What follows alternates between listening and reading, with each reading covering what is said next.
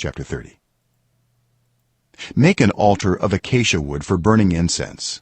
It is to be square, a cubit long and a cubit wide and 2 cubits high, its horns of one piece with it. Overlay the top and all the sides and the horns with pure gold, and make a gold molding around it. Make 2 gold rings for the altar below the molding, 2 on each of the opposite sides, to hold the poles used to carry it. Make the poles of acacia wood and overlay them with gold. Put the altar in front of the curtain that shields the ark of the covenant law, before the atonement cover that is over the tablets of the covenant law, where I will meet with you. Aaron must burn fragrant incense on the altar every morning when he tends the lamps.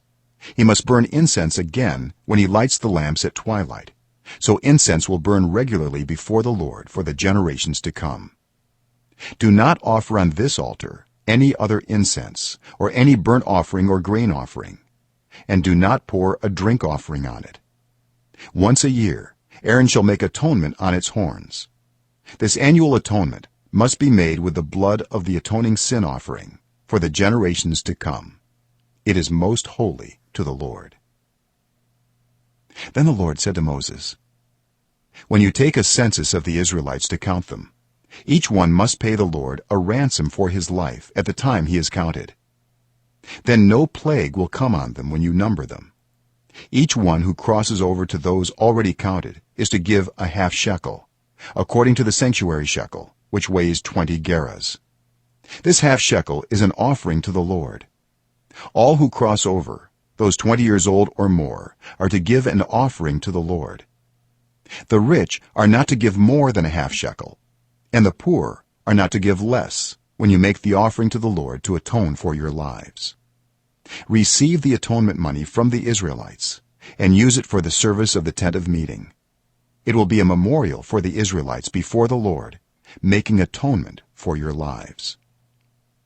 Then the Lord said to Moses, make a bronze basin with its bronze stand for washing. Place it between the tent of meeting and the altar, and put water in it. Aaron and his sons are to wash their hands and feet with water from it. Whenever they enter the tent of meeting, they shall wash with water, so that they will not die. Also, when they approach the altar to minister by presenting a food offering to the Lord, they shall wash their hands and feet, so that they will not die. This is to be a lasting ordinance for Aaron and his descendants for the generations to come. Then the Lord said to Moses, take the following fine spices: 500 shekels of liquid myrrh, half as much, that is 250 shekels, of fragrant cinnamon, 250 shekels of fragrant calamus, 500 shekels of cassia, all according to the sanctuary shekel, and a hin of olive oil.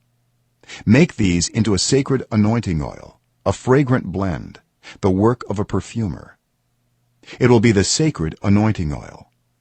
Then use it to anoint the tent of meeting, the ark of the covenant law, the table and all its articles, the lampstand and its accessories, the altar of incense, the altar of burnt offering and all its utensils, and the basin with its stand.